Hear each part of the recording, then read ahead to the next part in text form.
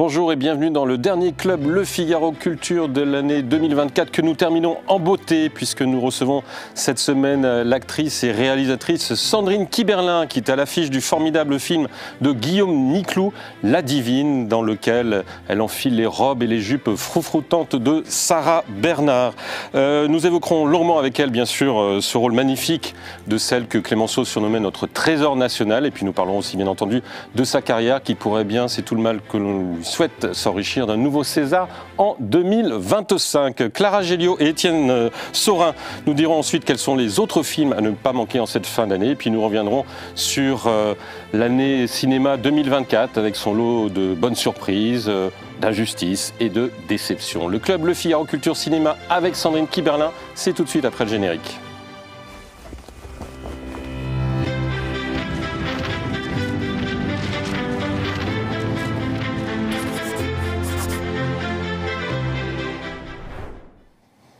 Bonjour Étienne Saurin, vous êtes journaliste culture au Figaro. Bonjour Clara Géliot, vous êtes chef de service cinéma au Figaro Magazine et vous avez pour point commun d'avoir rencontré une personne qui est justement sur ce plateau ce soir, Sandrine Kiberlin. Bonjour, nous sommes très heureux de vous accueillir. Ça fait maintenant plus de 30 ans que l'on vous voit au cinéma, à tel point que vous êtes devenu une sorte de trésor national pour nous, un peu comme Sarah Bernard. C'est pour cette raison-là que Guillaume Niclou vous a choisi, parce que vous êtes vous aussi un trésor national, à votre avis ? Je crois pas. Non, je crois pas. Je pense qu'il a, je sais pas, il a fait une fixette sur moi dans la vision qu'il avait de ce qu'il imaginait devenir possible comme représentation de Sarah Bernard dans son esprit. Et puis dans le film qu'il voulait faire pour la montrer aussi moderne et libre qu'elle était, et de passer, c'est vrai, dans un panel d'émotions très large. Donc j'étais très... Non, j'ai beaucoup de gratitude envers Guillaume qui m'a choisi pour ce rôle et qui m'a choisi il y a 4 ans. Donc il a tenu bon avec cette idée. Et moi, c'était ma chance parce que c'est un personnage tellement haut en couleur et tellement Mais alors justement, c'est un nom qu'on connaît tous, surtout quand on est comédien, comédienne, qu'on entend évidemment même dans ses études. Mais qu'est-ce que vous saviez réellement d'elle ? À part Fais pas ta Sarah Bernard qu'on a pu me dire quand j'étais petite, donc ce qui me donnait l'idée d'une femme presque caricaturale dans la tragédie, dans la déclamation, dans le fait de... Oui, dans la déclamation, un peu très comédie française. Ouais. Voilà, je la limitais un peu à ça, je la réduisais un peu à ça. Et c'est vrai qu'en allant voir l'expo il y a 2 ans, je crois, au Petit Palais, j'ai compris qu'elle était bien plus que ça, parce qu'elle était engagée... pas que sur scène, mais mondialement connue, évidemment pour l'actrice qu'elle était, mais aussi pour ses engagements presque politiques, bien sûr. Enfin, en on va en parler. Une femme qui a été avant-gardiste sur plein de points, sur le féminisme, sur l'antisémitisme, elle était contre la peine de mort, mais elle était extrêmement libre, quoi. Elle était vraiment, c'était ni Dieu ni maître, je fonce, elle faisait que ce qu'elle sentait, que ce qu'elle aimait, que ce qu'elle voulait. Elle vivait comme personne, avec des animaux sauvages, elle répétait dans un cercueil, enfin tout ce qu'on peut savoir d'elle. Et puis le film, j'ai adoré la proposition de Guillaume Niclou qui a pris, c'est vrai aussi, quelques libertés, parce que ça aurait été trop dommage de ne pas le faire comme elle. Donc il s'est senti, je pense, presque une obligation d'être libre avec elle et de traiter tout ce qu'on vient de dire, mais aussi une grande histoire d'amour qui est un peu le fil conducteur du film, qu'elle a eu avec Lucien Guitry. Qu'elle a eu ou pas eu. Une des grandes histoires, parce qu'elle l'a eu, cette amitié amoureuse qui a duré toute leur vie, mais elle en a eu d'autres. Mais il s'est attardé sur celle-là, parce que celle-là est très romanesque, puisque père et fils, Sacha Guitry et Lucien Guitry, qui était Lucien Guitry davantage connu que son fils. Nous, on se souvient plus de Sacha, parce qu'il était auteur et qu'il nous a laissé des traces plus concrètes. Mais Lucien Guitry, à l'époque, il était l'équivalent de Sarah Bernard au masculin. Et ils se sont aimés. Et dans le film, on voit à quel point aussi elle est dévastée quand le monde entier l'aime, mais qu'un homme lui résiste. Et ça, c'est beau de voir la femme aussi fragile qu'elle devient en face d'un homme qui l'aime plus, ou qui, en tout cas, l'abandonne pour une autre. Mais l'ampleur, justement, de ce personnage à multiples facettes, avec une vie très, très riche, c'est pas, à un moment donné, une petite crainte de votre part de dire, mon Dieu, mais c'est énorme, c'est gigantesque, est-ce que je vais y arriver ? Est-ce que ça n'est pas trop gros pour moi ? Non, pas parce trop que de je ne pense pression. pas comme ça, si vous voulez. C'est vraiment, je me dis, Guillaume Niclou y croit, donc je vais y croire. Donc s'il y croit, j'y crois. Si j'y crois, peut-être qu'on y croira. Et puis après, c'est un scénario, l'objet sur lequel je m'attarde moi, c'est un scénario, un point de vue d'un cinéaste. C'est comme un autre film. En fait, c'est juste un personnage plus riche, et finalement plus riche en émotions, en choses à jouer, en rebondissements. Et ça, c'est ce dont tous les acteurs rêvent, en fait. Donc on se dit que c'est beaucoup, il faut que j'y arrive, il faut que je me détache de la femme qui a existé, dont on a dit tous les superlatifs qu'on connaît. Et ça, je me suis vite dépêchée de les oublier pour essayer d'imaginer qui elle était et puis essayer de jouer cette femme si libre, si moderne, en fait. Moi, ce qui m'a passionnée, c'est finalement, on est à la fin du 19e et on est avec une femme plus moderne que des femmes d'aujourd'hui et qui a eu des idées et qui a pris parti pour des choses qui s'avèrent être les choses les plus importantes qu'on vit encore de nos jours. Comme si aujourd'hui on les vivait pour la première fois. Elle était déjà amoureuse de femmes, elle couchait avec des femmes, avec des hommes. Elle était vraiment dans une liberté qu'on met en avant aujourd'hui et puis dans l'envie de rendre égales les femmes aux hommes. Enfin, il y avait vraiment un truc. Oui, mais qui est devenu elle, la norme d'une certaine manière, alors qu'à l'époque, ça n'était pas la norme, justement, de demander ce genre elle était justement hors norme. Alors, on va continuer avec Clara Etienne. Je vous propose, pour se donner une petite idée de ce film, encore une fois formidable, de Guillaume Niclot, de regarder la bande-annonce de Sarah Bernard, La Divine. Madame Sarah, pourriez-vous écrire votre nom, s'il vous plaît? Mon nom? Je vais peut-être lancer une nouvelle mode. Bon, maintenant, laissez-moi, il faut que je me quitte. Quoi? Elle doit entrer dans son personnage. Tu vas voir ce que je vais te faire tout à l'heure. Tu es méchante. Pire, cruel. J'ai interprété 112 rôles. J'ai lutté comme personne. Le nombre de télégrammes que vous avez reçus. L'empereur du Brésil. Oui, Oscar Wilde. Je t'aime, Sarah. Je comprends pas pourquoi on s'est jamais mariés. Je te vois pas attendre 2 ans que je rentre de tournée. Alors jouez avec votre âme, mon Dieu. Et croyez-y si vous voulez qu'on y croie. Même dans les coins les plus reculés, les gens connaîtront mon nom. Je n'ai jamais aimé que toi. Et moi, je n'ai jamais cessé de t'aimer. Je veux de la lumière. De la lumière, mon Dieu. Ah, voilà. Est-ce qu'on vous reproche, c'est d'être une mère sans époux et d'être l'apôtre de l'amour libre? Sans doute. Je devrais te haïr. Attends, Lucie. J'ai été lâche, faible. Mais c'est terminé. T'as pas le droit. Leur mission, c'est d'être mère de famille. Eh bien non, c'est d'abord de vivre libre. Allez, tout le monde à la maison! Mémoire de Sarah Bernard, la plus grande star du monde. C'est peut-être un peu prétentieux. Ça, c'est bien La Divine, parce qu'en plus, c'est original. La Divine en salle ce mercredi. Alors, la dernière fois qu'on a eu un coup de cœur tous au Figaro pour un film, c'était en Fanfare, celui plutôt Porte et Bonheur. Et Benjamin Laverne était assis exactement où vous l'êtes aujourd'hui. Et puis dans ce film, Clara Géliot, il y a aussi un casting qui entoure Sandrine Kiberlin. Oui, notamment Laurent Lafitte qui joue Lucien Guitry et que vous retrouviez quelques années après Elle l'adore. Oui, c'est vrai. Quel partenaire est-il ? C'est rassurant de retrouver quelqu'un avec qui on s'entend bien dans le jeu, parce que c'est quelqu'un qui est très... on a, je pense, la même façon de ne pas psychologiser le cinéma et les personnages. Donc on arrive sur le plateau, on fonce, quoi, on se lance. Et on avait, premier jour de tournage, il fallait qu'on se lèche la pomme pendant... je ne sais pas combien de prises, et qu'on finisse sur un lit. Donc ça crée des liens, là encore. Immédiat. Et il a beaucoup d'humour, c'est quelqu'un de très drôle, et en même temps quelqu'un de très concentré, mais qui ne se prend pas au sérieux, qui sait que c'est intense. On est concentré, mais on a un recul et on s'amuse, quoi. On s'amuse à créer cette Sarah Bernard et ce Lucien Guitry. Et on était très, très en connivence. Enfin, c'était super. Et tous dans le film... c'est pas pour passer de la pommade, mais c'est vrai qu'Amira Kazar, elle campe une Louisa Bema, je trouve super. Ouais. Il y a beaucoup de comédiens. C'était une peintre amie très proche de Sarah Bernard. Il y a beaucoup de comédiens de la comédie française que j'adore, Clément Hervieux, Laurent Stocker qui joue mon serviteur, qui est un peu le bouc émissaire Et il y en a d'autres. Le souffre-douleur de Sarah Bernard. Ouais, Sébastien Poudroux. Non, ils sont tous vraiment... dans un film sur Sarah Bernard, c'est assez logique qu'il y ait beaucoup de gens de la comédie française, même si elle y est entrée, elle l'a quitté, elle est retournée, elle est repartie. Elle a giflé une sociétaire qui s'est mal conduite avec sa sœur.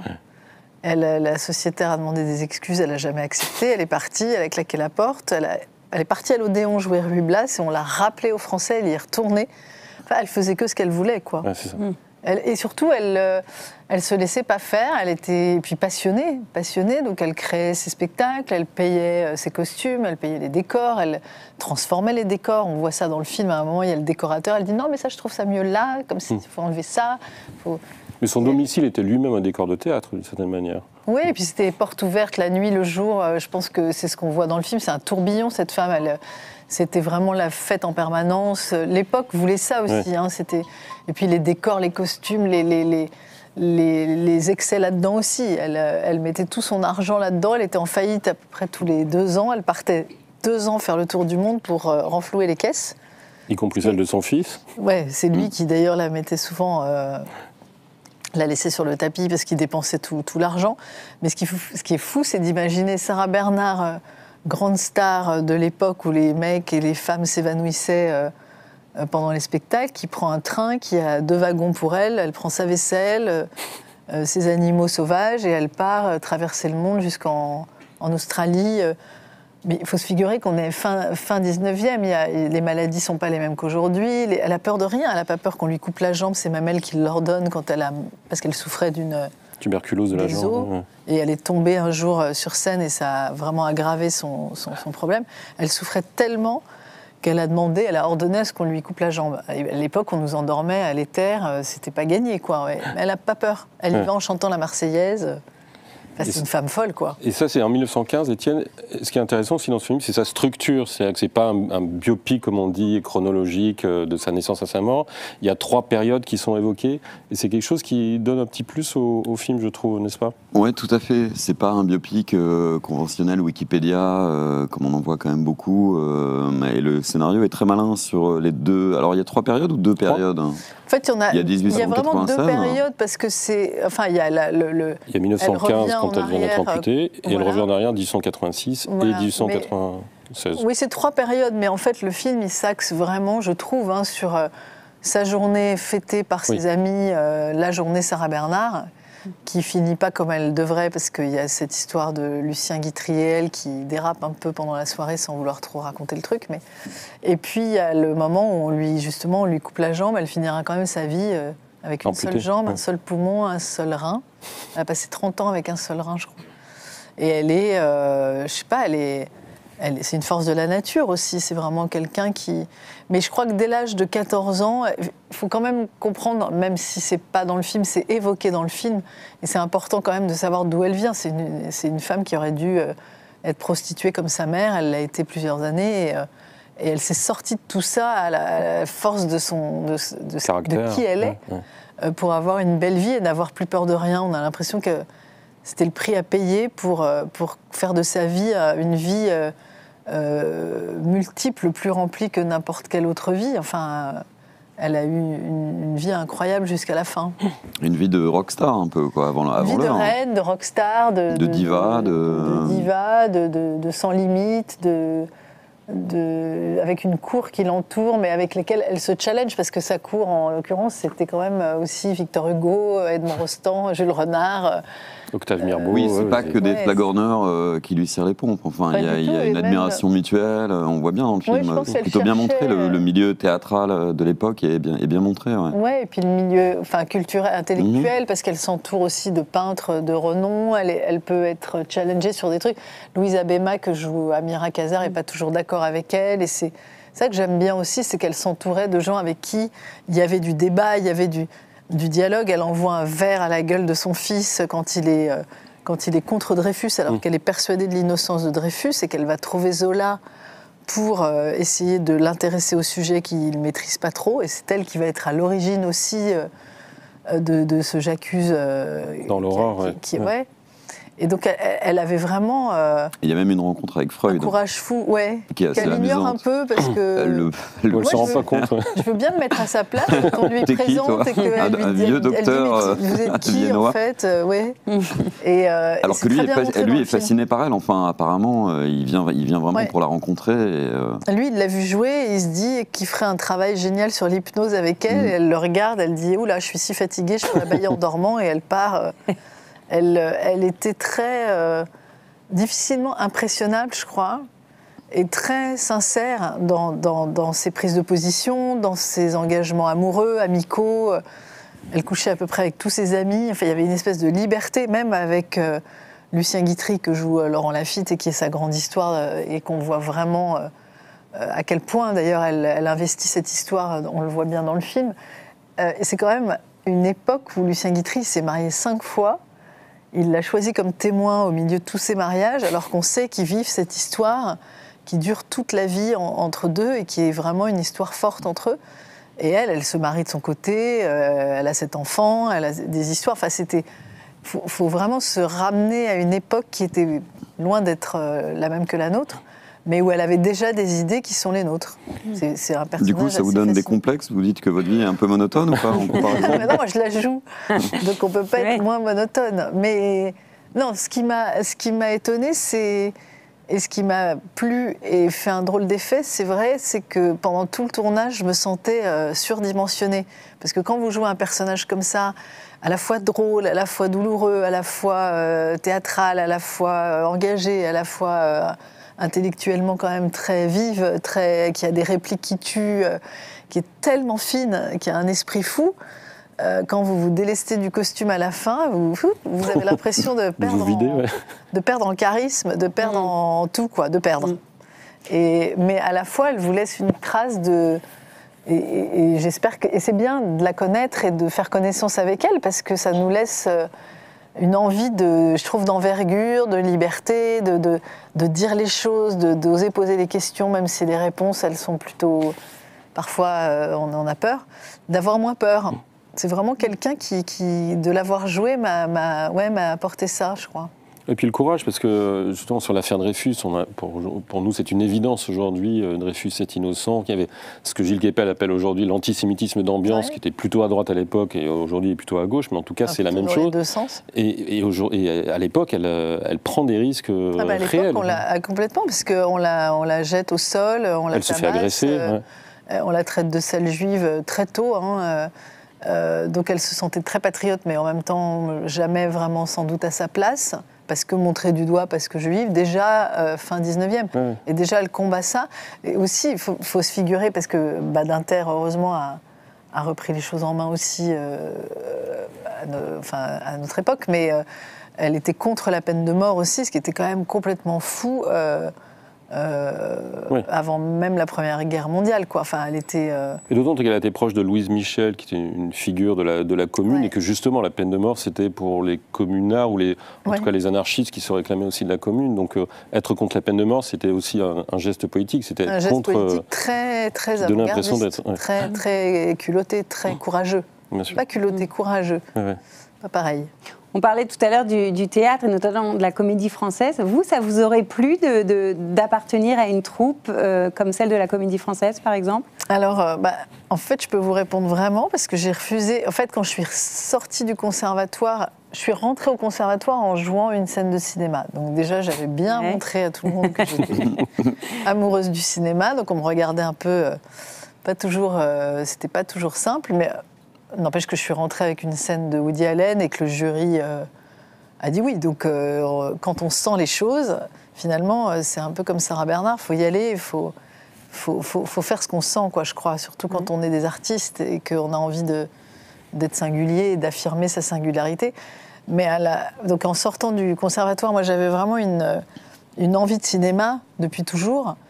Et de théâtre aussi, mais c'était surtout axé sur l'image, le cadrage, les films, les héroïnes qui m'avaient fait rêver au cinéma. C'était un peu ça mon éducation et ce qui m'avait plu comme actrice.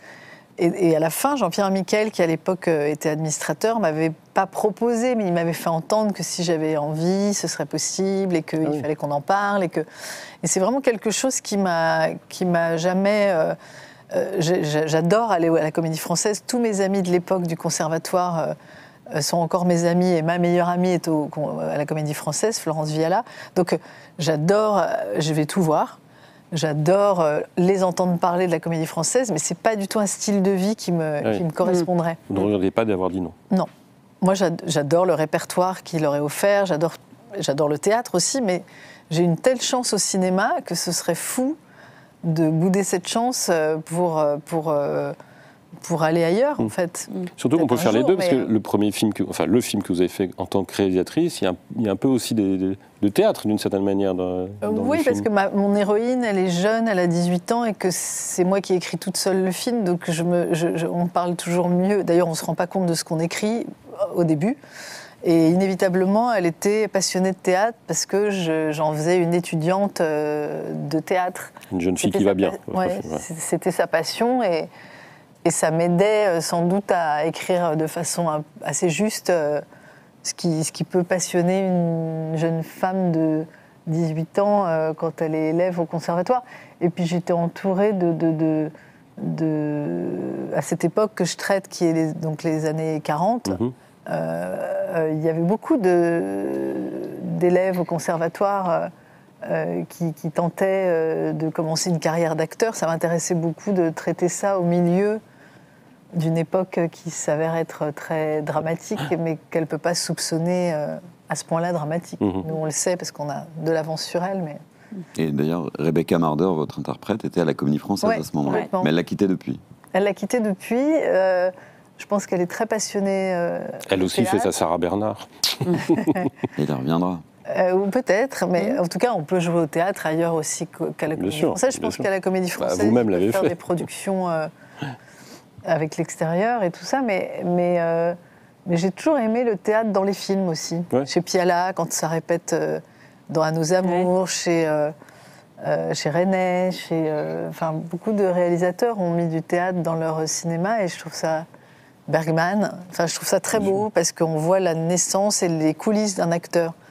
C'est quand même... Le théâtre reste quand même le laboratoire, ça reste artisanal, quoi. C'est un peu...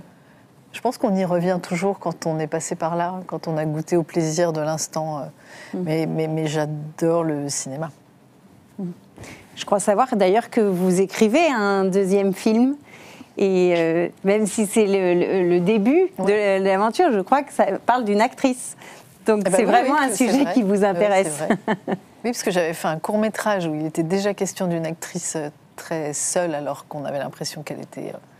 dans la lumière. Un peu Sarah Bernard quand elle rentre chez elle et que son amant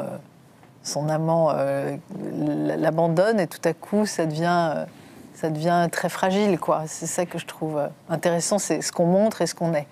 Et un peu paradoxal d'ailleurs, parce qu'on voit la personne qu'est Sarah Bernard, la voir s'effondrer comme ça, presque comme une femme soumise à une passion et un amour qui éradique absolument toute volonté chez elle, alors qu'à l'extérieur elle est très forte. C'est un peu paradoxal. Mais c'est beau ce qu'un film peut montrer justement d'une femme... C'est-à-dire à la fois en représentation permanente, parce que Sarah Bernard, elle joue en permanence, elle se met en scène en permanence. C'était vraiment, quand on parlait d'une reine avec ses costumes, les cols qui montent comme ça, les animaux sauvages au bout d'une laisse, les fêtes...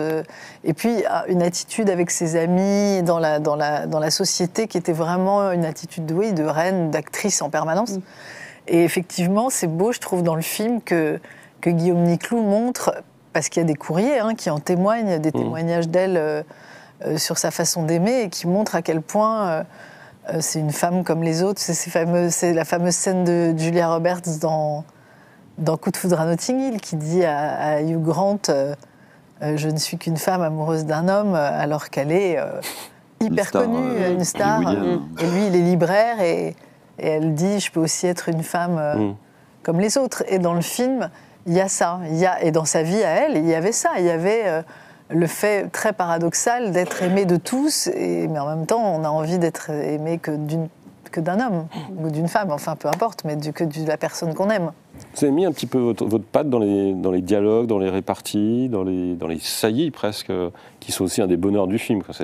C'est beaucoup les paroles et les répliques de Sarah Bernard. Hein. Et moi, parfois, avec la femme qui me faisait apprendre mon texte de façon très basique, comme ça, elle m'avait offert 2 livres. Un livre, une bio d'elle, où je piochais encore des répliques qui me semblaient vachement bien. Donc parfois, j'appelais la scénariste Nathalie Letraux, je lui disais, il ne faut pas rajouter ça. Elle me dit, il y en a déjà beaucoup et tout. Mais j'étais très friande parce que je trouvais tellement génial à jouer. Et puis, un autre livre qui était le livre de Sagan, qui s'appelle Le rire incassable, où Sagan invente, c'est vachement bien, une correspondance avec une Sarah Bernard qu'elle invente, en fait, qui serait une de ses contemporains. Enfin, c'est vachement bien fait et c'est très jubilatoire. Et ça m'a intéressée, ça, parce que c'est encore une liberté prise par rapport à cette femme si libre, 2 femmes si libres, Sagan et Sarah Bernard. Je trouve que le duo était vachement intéressant. En parlant de rire, vous lui en avez trouvé un pas mal, hein, mais par hasard. Qui restera, je peux vous le dire. Ça me plaît, ça me touche, parce que, en fait, quand on se lance dans un personnage comme ça, on n'a pas du tout anticipé avec Guillaume Niclou. On n'a pas du tout répété ce personnage. On ne s'est pas dit, voilà... ce qu'il va falloir faire pendant le film, à telle période, quand elle est plus jeune, quand elle a 50 ans et quand elle a 70 ans. Forcément, elle n'a pas le même rythme, la même fatigue, la même voix. Et puis moi, je trouve toujours la voix des personnages. C'est vraiment un truc dont je me rends compte aujourd'hui. Ça passe par le corps, ça passe par la voix, par une attitude. Je trouve que la voix, c'est très, très personnel. Je trouve quelque chose qu'on n'oublie pas, la voix de quelqu'un, même quand la personne n'est plus là. C'est vraiment quelque chose, si on la réentend, c'est poignant, quoi. Parce que c'est vraiment la personne. Et donc, je sais pas, quand je deviens un personnage, quand je me quitte, comme elle dit dans le film, j'ai l'impression qu'une voix arrive qui n'est pas la mienne, mais je la connais pas avant qu'elle sorte. Hein, donc, ce qui compte, c'est que le réalisateur fasse pas « Ah, mais c'est quoi ce truc ?» Donc, le ton était donné quand c'est sorti. Et puis, un jour, il m'a dit « Mais c'est quoi ce rire ?» Et je lui ai dit « Mais je sais pas. » Et il m'a dit « Mais c'est vachement bien, on va... » Et en fait, j'avais oublié que le livre de Sagan s'appelait Le rire incassable et que le rire de Sarah Bernard était quelque chose quand même dont on a parlé, je m'en souvenais plus. Et sans le savoir et sans m'en souvenir, en fait, j'en ai fait moi quelque chose d'elle, de très que j'ai imaginé être quelque chose de très... Justement, le rire, c'est très libre, c'est très spontané, ça se contrôle pas. Et comme elle était incontrôlable, je trouve, enfin incontrôlée, finalement, le rire, ça a été quelque chose... Mais de même que les pleurs, hein, quand elle se fait quitter, elle est devant, comme moi, j'étais devant 150 figurants. À genoux. Elle se met à genoux, elle exhibe pas son chagrin, mais elle n'en a pas en tout cas honte. Et ça, je trouve ça aussi très courageux et très... Elle a une forme d'inconscience, elle a une forme d'enfance où elle ose tout, où elle va au bout de même crier son chagrin ce jour-là, alors que 150 personnes la regardent et que c'est très choquant. Et elle dit d'ailleurs, il y a trop de monde, je m'en vais et tout. Et là, Guillaume Niclou, il me filme par au-dessus. Donc on voit cette femme adulée, mais seule, tout à coup. Et c'est hyper fort, je trouve, la façon dont c'est mis en scène aussi. C'est vraiment le film qui aide aussi à jouer, quoi. C'est la mise en scène qui aide à faire advenir des sentiments et tout ça. Et à propos de contrôle... tenir des bois constricteurs dans les mains, dormir à côté d'un félin, c'est comment pour une actrice ? Le félin, inconscience totale, je ne sais même pas comment j'ai fait, surtout que le matin on m'a dit il est très mal luné, elle est très mal lunée parce que c'était une lynx. Et Guillaume est venu me voir en me disant « Écoute, je crois qu'on va annuler parce qu'elle est trop mal lunée, va même pas la voir dans sa cage, c'est atroce. » Et je dis « Ah bon, ma mince, comment on va faire et tout ?» 1 heure après, il me dit « Non, en fait, elle est super. » Une vraie actrice. La langue, c'est lunatique. Ouais, c'est ça. Et je me dis « Mais pourvu qu'elle soit pas lunatique avec moi sur le canapé, parce que si elle passe de tout à rien... Et en fait, avec des morceaux de viande crue, ils me l'ont amenée jusqu'à moi et elle se prélasse sur moi et j'ai pas eu peur. Mais quand même, à la fin de la séquence où j'étais donc seule dans une pièce à peu près de cette dimension, où elle a fureté au début avant de monter sur la méridienne où je me trouve, je me disais, mais quand même, il y a une lynx dans la pièce, ils m'ont tous laissé.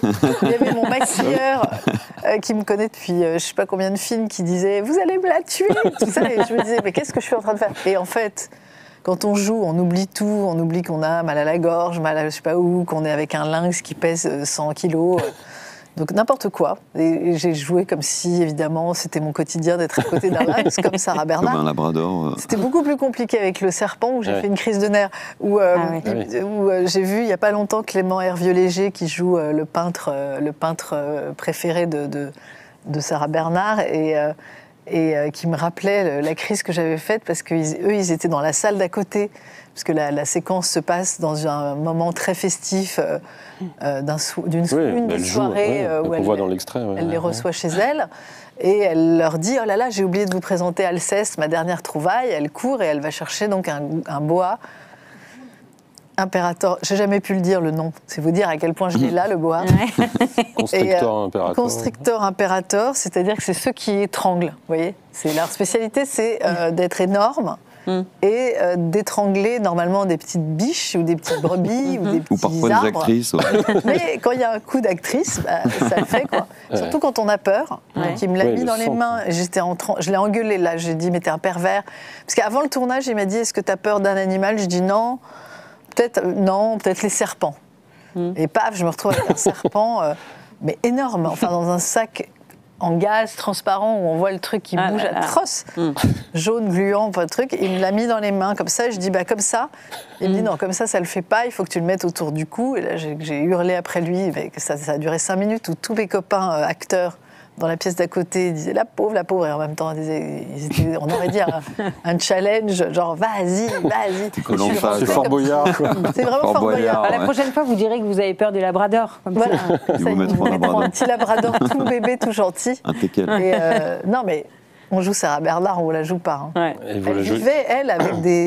vivait avec un alligator, elle vivait avec un puma accroché à une laisse, elle vivait avec des singes. Elle était folle avec ça. Elle, dans le film, on la voit demander à son médecin perso de lui greffer une queue de panthère au bas des reins, quand même. Oui. Et lui, il lui dit, mais vous êtes donc folle, Sarah. Et elle dit, non, j'adore les animaux, j'ai envie de me sentir plus proche d'eux.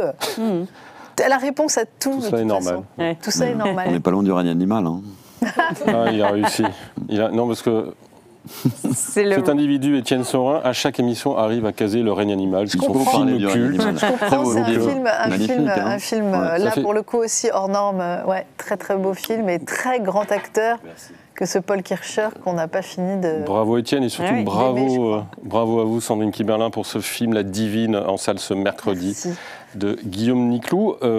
Il faut dire la vérité, il n'y a pas que ce film qui sort en salle, c'est le meilleur de tous, il n'y a aucun doute, mais il y en a d'autres que Clara et Étienne ont vus. Qu'est-ce que vous nous conseillez pour la fin de l'année, l'un et l'autre ? Vous parliez de Paul Kircher, qui est à l'affiche de Leurs enfants après eux, des frères Boukerma, qui est un magnifique film qui est adapté du prix Goncourt de Nicolas Mathieu, et qui est un peu la version... Plus mélancolique. Plus mélancolique, de l'amour ouf, tout aussi nostalgique, mais moins violente.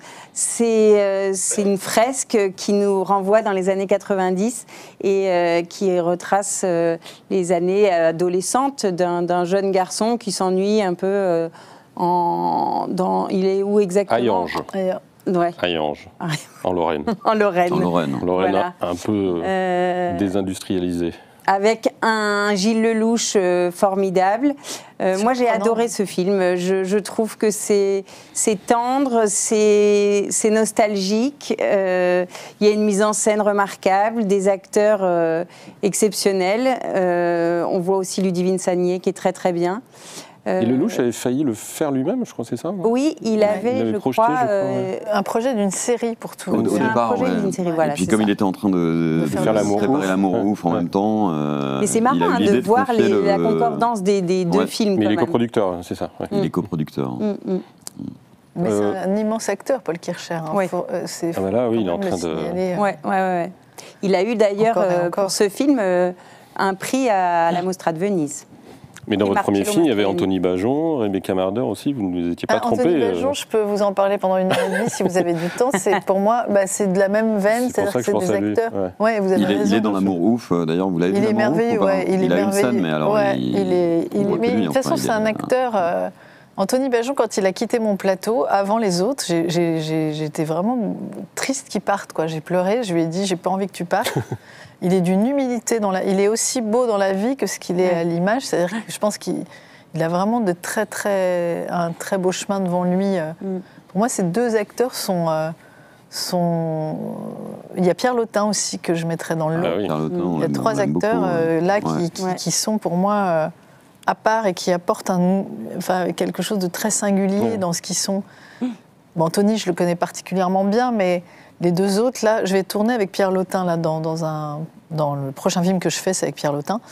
Et je suis ravie aussi de le rencontrer comme acteur. Je trouve qu'ils sont... C'est vraiment trois très bons acteurs. À l'affiche d'Enfant Phare, qui est aussi un de nos chouchous. Et puis, il y a ce film qui a démarré sur les chapeaux de roue, ce qui nous fait très plaisir, parce que... On a très envie de voir. C'est 20 dieux, c'est 20 dieux, exactement. Étienne. Merveille. Ah oui, qui est très beau. Ah oui, qui est très très bien. Un premier film de Louise Courvoisier. Qui est l'histoire d'un petit gars qui veut gagner un concours de comté, faire le meilleur comté, et qui est en fait la chronique d'une jeunesse. C'est à la fois une comédie et en même temps la découverte de l'amour. Il va rencontrer une agricultrice qui fait du lait. Il va alors commencer par lui piquer son lait pour faire le comté. Et voilà, et c'est un film d'1h30 très, très émouvant, très drôle, hein, avec que des acteurs non professionnels, puisque des débutants. Et c'est bien les films d'1h30. Je dis ça parce que c'est pas mal. Hein. Sarah Bernard aussi, ça dure 1h30. Et l'air de rien, c'est pas mal du tout. Et on peut dire beaucoup de choses déjà en 1h30. Ouais, qu'on arrive à concentrer les choses et raconter beaucoup en 1h30, c'est un pari, je trouve. On fait toujours le reproche au cinéma français d'être très parisianisme, et là, Leurs enfants après eux, 20 dieux, Enfants Phare sont des films aussi dans le Nord, dans l'Est de la France, qui montrent qu'il y a des histoires... Puis qui sont faits par des gens de ces régions, donc il n'y a pas de... on n'est pas dans la caricature, on n'est pas dans le mépris. Le côté exotique ou, de la province. Non, c'est sans caricature, et avec... les gens savent de quoi ils parlent, et du coup, c'est vrai qu'il y a un réalisme dans les personnages, les situations. Une sincérité. Qui rend les films d'autant plus attachants. Dans le même ordre d'idée, il y a eu Le Royaume, qui est aussi un très bon premier film corse, tourné par un Corse, Colonna. Et donc effectivement, en fait, quand on fait le bilan même des films de l'année français... Eh bien, faisons le bilan des films de l'année. Regardez bien, vous verrez qu'il n'y a pas un film qui se passe à Paris. À part La Divine. Ce qui est quand même... La Divine, oui, mais ça s'y prête. Comment ? Je dis à part La Divine, qui est un film d'époque. Cela dit, il y a un peu de Belle-Île, puisqu'elle possédait la moitié de l'île, ou presque. Mais on ne l'a pas dans le film. Mais en tout cas, oui, c'est vrai. Mais en fait, c'est des films sincères de gens qui parlent de ce qu'ils connaissent, de ce qu'ils ont envie de raconter. Et ça touche les gens. Les producteurs ont aussi envie de montrer une autre France. On a quand même, à une époque, on caricaturait un peu le cinéma français comme très parisien, égocentré. Ça a commencé avec Petit Paysan, vous vous souvenez quand il y a eu des cas, évidemment. Il y a eu Petit Paysan, il y en a eu des films. Mais là, il y a un phénomène quand même de groupe qui interpelle, qui est pas banal. S'il fallait faire le bilan de 2004, c'est une des choses que vous retiendriez. Bien évidemment. Il y en a d'autres, sûrement. Non. Oui, pour rester dans le domaine du cinéma français, il y a eu des phénomènes. Un film qu'on n'attendait pas, à part vous peut-être qui l'attendiez. Vous en aviez beaucoup parlé dès le début. C'est Un petit truc en plus, qui est quand même un film. Ça c'est Clara. Clara, voilà. Il avait repéré bien avant tout le monde. Qui est quand même un phénomène hors norme, pour le coup. Cas de le dire. Ou un peu plus attendu, mais quand même, Le Comte de Monte Cristo, où là on est dans le film de patrimoine, mais avec des moyens, une ambition, et qui fait. Et Pierre Ninet. Et Pierre Ninet, évidemment. Non, mais parce que c'est quand même fou ce qu'il fait, Pierre. Voilà. Ouais. Et puis plein d'autres films, même un peu moins spectaculaires, mais Quand vient l'automne de François Ozon, par exemple, qu'on a défendu, qui est un très bon film. Et c'est vrai que mis bout à bout, ça fait près de la moitié des entrées on a accueilli Daniel Auteuil sur ce plateau. Le fil, c'est un film qui fait fort, Daniel, avec ce film. 700 000 entrées. Et voilà, il y a encore pas très longtemps après le Covid, on était là à annoncer la mort du cinéma. Et là, pour la première année, il y a quand même le public est revenu. Et du cinéma français qui se porte bien. Voilà. Il y a eu plein d'autres films. Il y a eu l'histoire de Souleymane. L'histoire de Souleymane, bien évidemment. Qui va devenir un succès très surprenant, mais parce que c'est incroyable, cet acteur est incroyable, le film est incroyable. Miséricorde. Miséricorde. De Guiraudy, enfin bon, des films, en plus des films exigeants, mais que le public voit. Voilà, et bon, dans le même temps, il y a eu la grève à Hollywood qui a quand même freiné le cinéma américain, mais il y en a eu quand même quelques-uns, des films américains. On se rend compte qu'ils sont quand même pas très bons, que les films de studio à l'heure actuelle, même Gladiator 2 fait pas un raz-de-marée, quoi, un carton. Enfin, il va finir à 3 millions d'entrées, on est loin des 10 millions d'un petit truc en plus ou du Comte de Monte Cristo. Il y a eu même le Joker, le deuxième Folie à deux est très mauvais, il s'est planté. Enfin, les quelques films de studio sont pas. Et encore pire, les franchises. Alors là, je crois que les gens en ont vraiment marre maintenant des franchises. Et les donc films là, de on a vu. super-héros c'est plus tellement du cinéma, c'est ça, les gens ont l'impression de. Ils sont revenus aussi, c'est bien pour le cinéma, parce qu'ils sont revenus aussi des séries. C'est moins la folie quand même. Je crois qu'ils ont retrouvé le goût. Mais je crois que nous aussi. À l'intérieur de notre métier, les scénaristes, je crois que les producteurs, les scénaristes, les acteurs ont retrouvé une exigence aussi en ayant envie de faire revenir le cinéma, parce qu'il n'y a rien de plus magique que le cinéma, mais il faut être à la hauteur mais pour le spectateur, parce que de ce lieu qui est incroyable, où il y a une espèce de partage qu'on peut vivre que dans ce lieu-là. Mais il fallait, je trouve, revenir à des scénarios vraiment, parce que moi je dirais que le point commun de ces films-là, c'est que le scénario, je trouve, est beaucoup plus abouti qu'une période où on était peut-être un petit peu moins exigeant, moins regardant. J'ai l'impression que là, vraiment, on peut plus aller, on peut plus se laisser aller à des demi-trucs.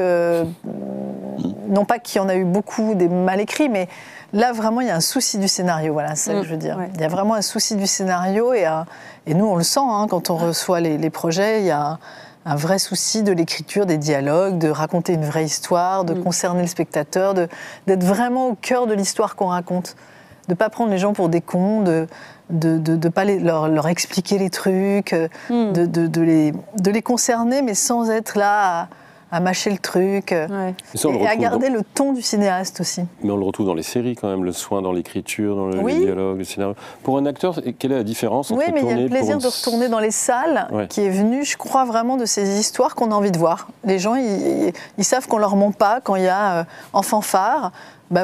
C'est cette histoire de deux univers qui se rencontrent, de frères qui se connaissent pas, puis la musique dans des cultures différentes, ça parle à tout le monde, il y a un truc très sincère. Et en même temps, c'est pas naturaliste comme on aurait pu le reprocher à certains films de la Nouvelle Vague, où on disait le cinéma français, c'est filmer l'épicerie en bas de chez soi. Non, il y a des vraies propositions de scénaristes, vous disiez. Enfin, pour moi, la Nouvelle Vague, c'est pas l'épicerie en bas de chez soi. Non, mais vous savez, quand on a fait la caricature d'un certain cinéma très naturaliste et avec des scénarios très social, mais avec des scénarios qui pouvaient tenir sur un bout de papier, là, on n'est pas là-dedans. Il y a un vrai travail de scénario, de fond et de... Et cinéma français qui marche, c'est aussi le triomphe de Justine Triet aux Oscars. C'est pas rien, quand même. Ça, on est toujours content parce que c'est vrai que ça reste... Jacques aussi, Jacques Audiard. Et Jacques Audiard à venir, peut-être. Emilia Pérez, qui voyage beaucoup. Qui a 10 nominations au Golden Globe, et ce qui est un record d'ailleurs, et qui est bien parti pour performer. Donc ça ferait 2 années de suite. Il a fait un boucan énorme à Cannes. Enfin, c'est des films quand même puissants, quoi. Quand on voit tous ces films qu'on cite là, non, franchement... Après, la France reste quand même un pays à part, quoi. Enfin, il y a une exception culturelle. On n'est pas tout le temps très tendre, mais il y a un public d'abord qui est avide de films très différents. Et même un cas qui n'est pas un film français, mais le dernier film de Clint Eastwood, qui a pris un beat quand même monumental aux États-Unis. C'est-à-dire que Eastwood, il ne fait pas une entrée. En France, il fait plus d'1,5 million d'entrées. Donc il y a encore l'idée d'auteur et de...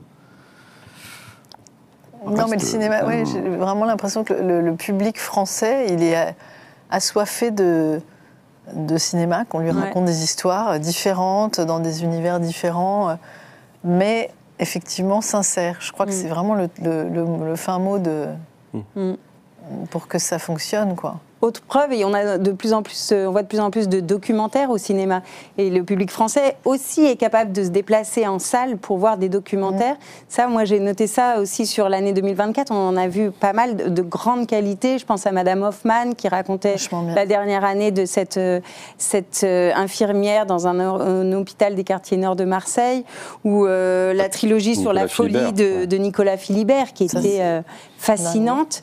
Oui, j'en ai doté qui a eu l'Ours d'or à Berlin d'ailleurs en 2023, oui, alors, avec le premier volet et qui est très bien. Et c'est vrai qu'il fut un temps où on pouvait se dire mais quelle est leur place au cinéma. Or, je trouve qu'il y a une vraie justification quand c'est fait avec soin sur des sujets forts. Les gens se déplacent volontiers. Quand vous allez à l'étranger, Sandrine Kiberlin, les étrangers vous parlent de quel cinéma français? Justement, le cinéma d'auteur, le cinéma, les comédies, les drames? Ils ont plutôt le cinéma d'auteur. Ils sont attachés, je crois, aux histoires, en fait, aux histoires qu'on leur raconte. Mais au cinéma, oui, c'est ça, plus d'auteur, plus où ça triche pas. Enfin, il y a un vrai...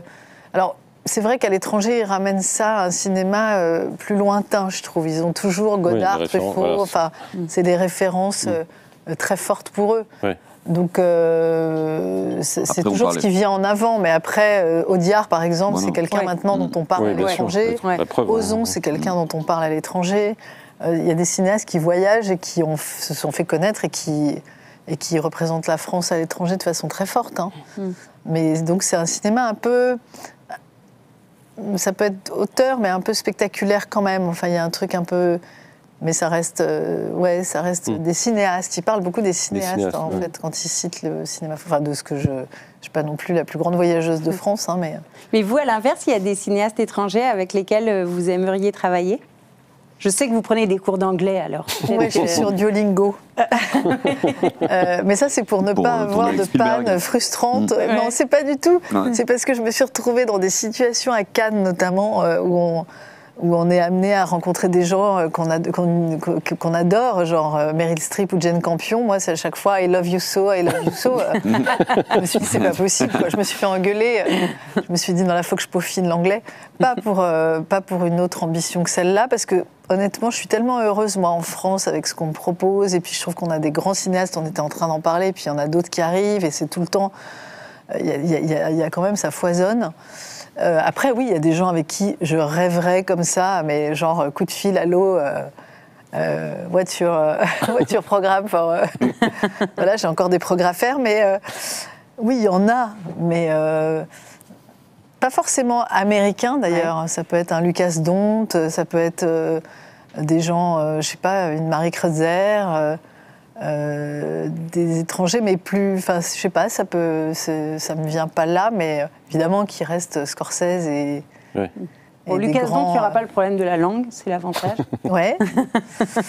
Et non, mais il y en a beaucoup, mais c'est pas une ambition que j'ai, comme d'autres ont pu avoir, que je trouve très super. Hein, mais moi, j'ai jamais pensé comme ça, j'ai jamais calculé. Et vous avez eu un plan de carrière quand vous avez commencé, est-ce qu'on se souvient? Un énorme plan. Non, pas du tout. Pas du tout. Moi, j'étais déjà très heureuse que ça avance, que ça suive, que quelqu'un me remarque, qu'après, ce quelqu'un qui m'a remarqué...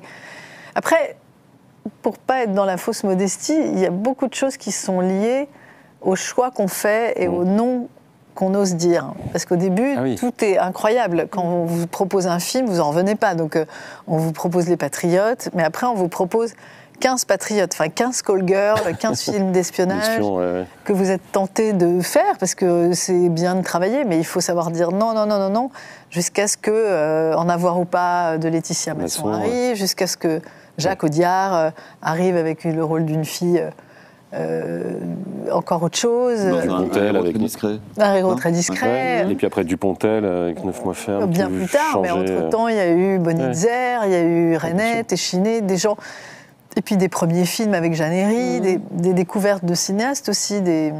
Donc, mais c'est les choix qui font le parcours, en fait, qui font qu'on crée une espèce de, je sais pas, de confiance peut-être, ou de... Mais surtout que ça ne se calcule pas. Moi, c'est je lis, c'est oui, je lis, c'est non.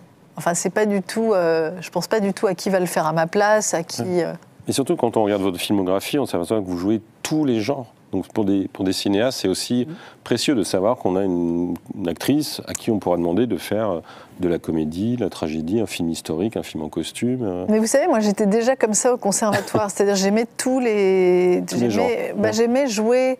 En fait, c'est au conservatoire que j'ai appris ce que j'aimais jouer. Donc j'ai appris que j'aimais faire rire, mais que j'aimais aussi être émouvante, que j'aimais des personnages. Il y a des personnages que j'ai pas aimé jouer au conservatoire, le Marie Stuart, tout ça. Il y a des choses qui ne m'allaient pas, enfin dans lesquelles j'étais pas à l'aise. Et après les scénarios, il y a des langages qui tout à coup, un langage de Bonitzer, c'était du gâteau pour moi, alors qu'une autre actrice peut-être s'y retrouvait pas. De même que j'ai jamais travaillé avec des cinéastes. Assayas, ça m'a jamais appelé, par exemple, ou je sais pas, ou Ozon, ou je ne sais pas. Mais c'est marrant, mais c'est étonnant, mais c'est comme ça. Et c'est voilà, c'est comme ça. Mais en tout cas, il y a des rencontres qui se font qui sont pas étonnantes. Enfin, des cinéastes vers lesquels j'aurais pu aller, qui sont venus vers moi, mais le choix, c'est vachement important.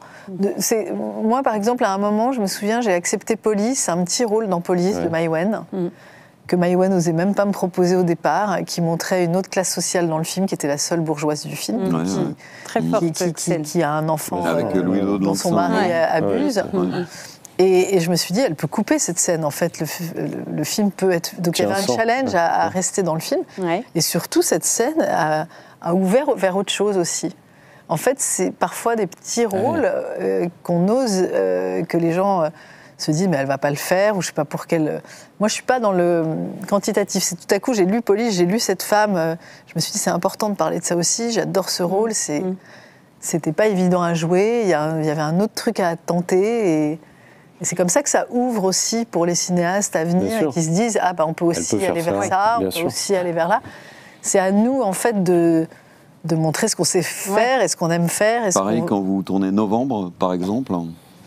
Oui, Novembre, c'était aussi aller vers un défendre un peu, à tenter un peu différente. Et pareil quand Mouret vient à moi pour un film particulier, où il n'y a que 2 acteurs. Donc passer de Novembre, où tout à coup la caméra, je ne savais même pas où était la caméra, parce que c'est tellement une super prod, que tout à coup il y a plusieurs caméras, c'est une équipe où ils sont 150, Cédric Jiménez, c'est quelqu'un qui découpe beaucoup, qui vient, on fait un plan comme ça sur moi, puis après on reprend de loin, puis après on est tous là, puis il y a tout cet univers de police avec Jean Dujardin, enfin c'est un gros film. Et après vous êtes avec une caméra où ils sont 10 dans l'équipe, avec Mouret qui dit je sais pas ce qu'on va faire, alors je sais pas comment, alors attends, avec Vincent Macaigne on est tous les deux et on sait pas. Et donc tout ça c'est super passionnant.